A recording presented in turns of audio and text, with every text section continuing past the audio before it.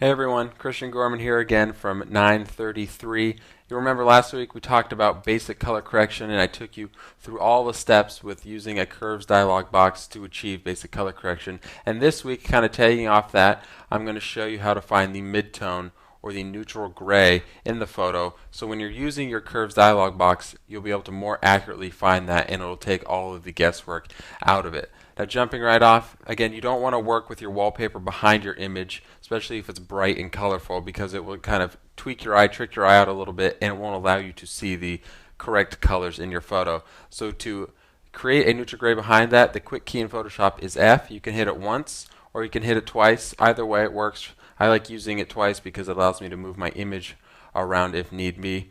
The second thing we want to do, remember, keeping in mind to be non-destructive with your original image. And non-destructive meaning you don't want to apply effects directly to that original image, so that if you did need to go back, you would still have the original image intact. And to do that, quick key, Command or Control for PC and J, and it will just create a copy over here in your layers palette.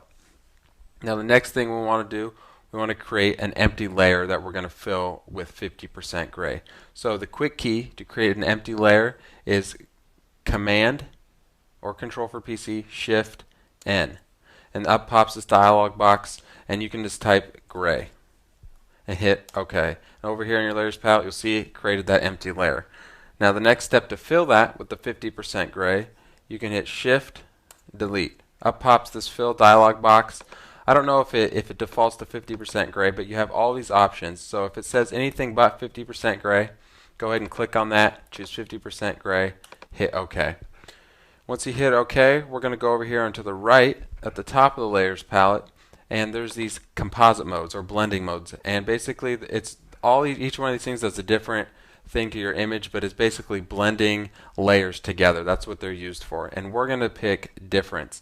And difference, put simply, is a blending mode that highlights the differences between the blend layer and the base layer. So the blend layer is the gray and the base layer is layer 1.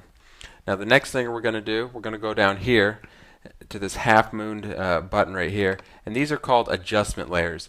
And the nice thing about adjustment layers, thinking non-destructively, is that they're just that, non-destructive. They actually create a layer above your other layers and allow it to keep the original image intact once again, even the duplicate intact once again. Because if you were to choose these, say up here, I choose these same things, it would apply it directly to the image, and you don't want that. So use these as much as you can, and you will end up with a whole better product, and it will allow you to go back and tweak them if need be.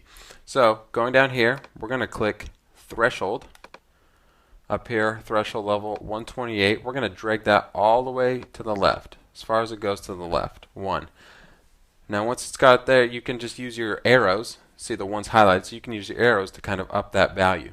And you'll see instantly on my photo here, I got this black strip over on the left here, and that's good. That's good. That means there is a neutral gray. That means there is a midtone there that I can choose from, which is awesome. Now you won't always find it that instantly, and if you have to start going up 4, 5, 6, 7, 8, once you get past 5 or 6, I would say forget it. There's probably not a midtone, probably not a neutral gray there that you're going to want to choose from, so you can actually forget this whole step. But you want to go through it, you want to see, because it will make an effect on your images if there is in fact a neutral gray. And so since I get it at 2, what I'm going to want to do now is zoom all the way in to this area, because I want to find the biggest chunk. So it looks like there's a lot to choose from, so I'm just going to choose right in here. There's a nice sweet spot right in here, and I'm just going to hit Shift, and you'll see Shift brings up this little crosshair thing above the eyedropper, and I'm going to click. And what that does is that puts a point there that's going to be crucial when I'm doing my curves. So I'm going to come back to that point and click on it with the midtone eyedropper.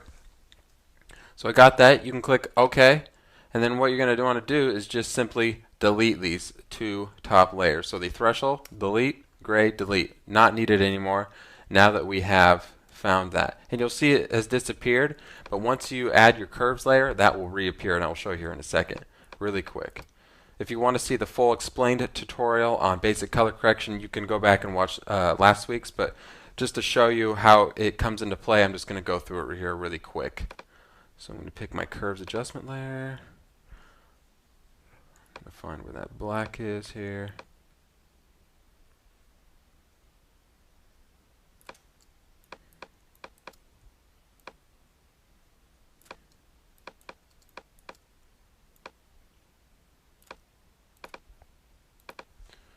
I'm going to zoom back out. I'm going to find my bright white. Go down in here. I'm going to choose somewhere like right here. Go back out.